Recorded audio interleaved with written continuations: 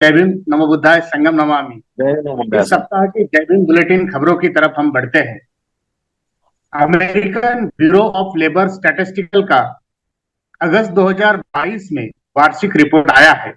उसमें बताया गया है कि अमेरिका में जुलाई 2024 के पहले हर माह में 2.14 लाख नौकरियां का सृजन होता था, परंतु आज उनका प्रमाण निम्मा या आधा होकर 1.14 लाख पर सिमट गया है।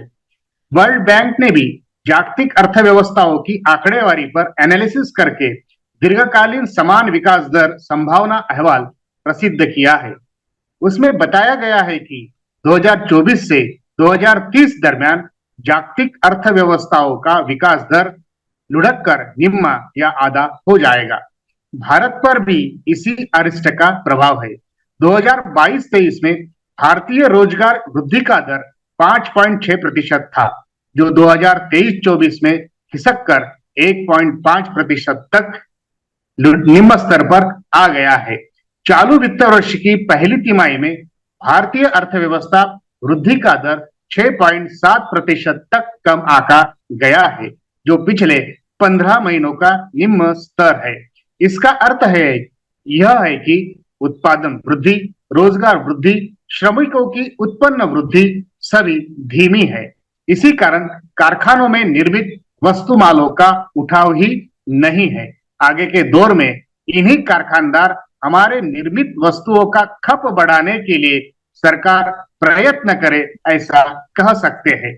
चीन के साथ व्यापार पर हम आश्रित है।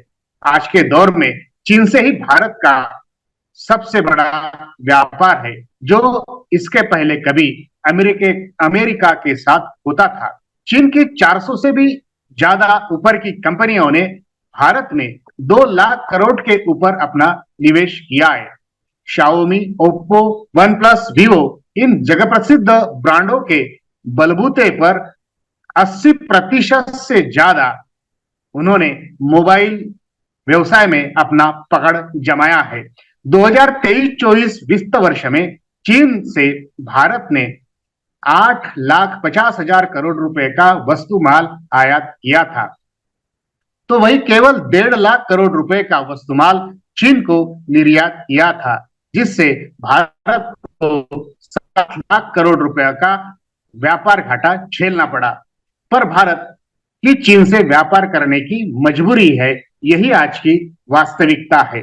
2023-24 आर्थिक वर्ष में भारत में 1.27 लाख करोड़ रुपए की लश्करी वस्तुएं निर्माण हुई, जो अपने आप में एक रिकॉर्ड है। इसके साथ ही पिछले साल की तुलना में भारत की लश्करी सामग्री निर्यात भी 32.5% बढ़ी है।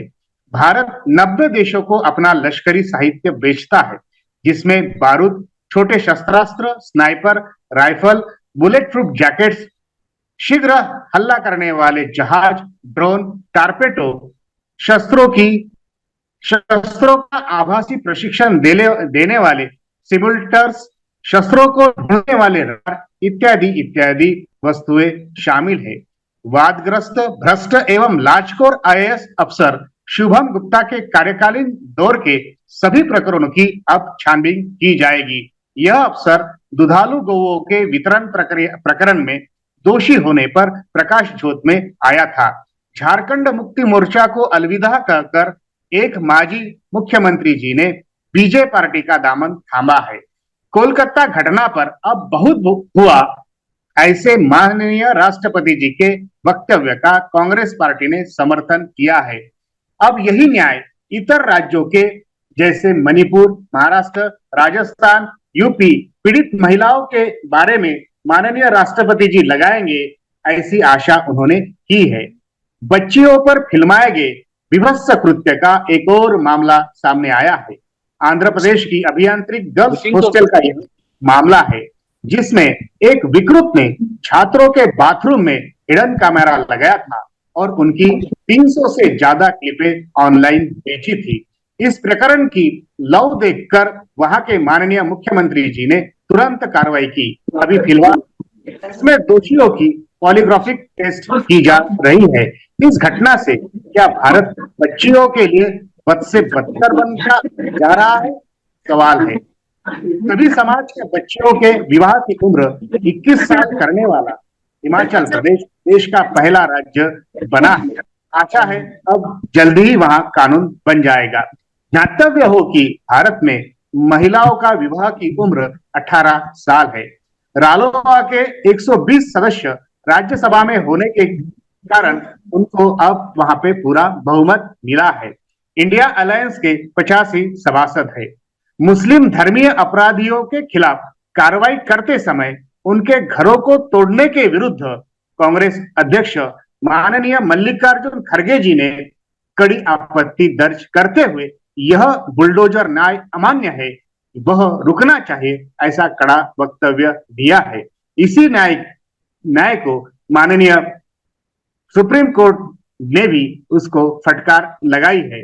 आखिरी के पायदान का ही सही पर महार जाति राजपुरुष ही है, ऐसा विश्वविख्यात युग निर्माते युगनायक डॉक्टर अंबेडकर जी ने कहा था।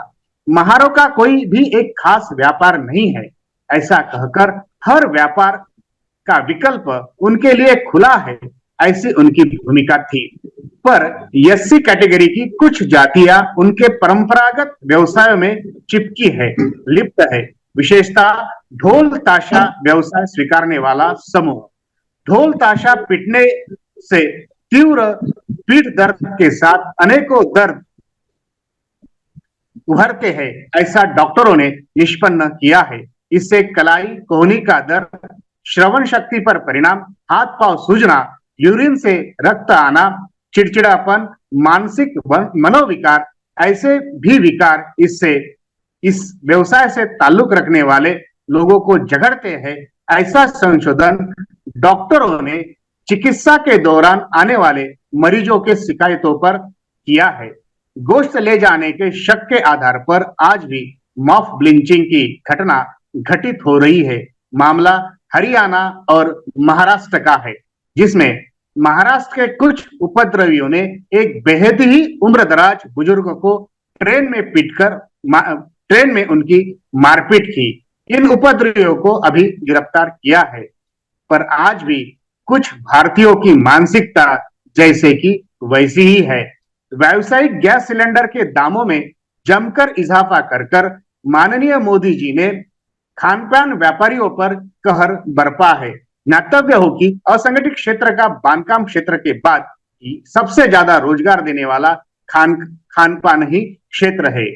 बीजेपी पार्टी के एक बड़े नेता माननीय नेताजी ने मांगी महाराष्ट्र की जनता से माफी। महाराष्ट्र वाड़वन पोत का फायदा अपने खास मर्जी के दोस्तों को कांग्रेस का घनाघात। महाराष्ट्र के सरकारी कर्मचारियों की हड़ताल 4 दिसंबर तक टली।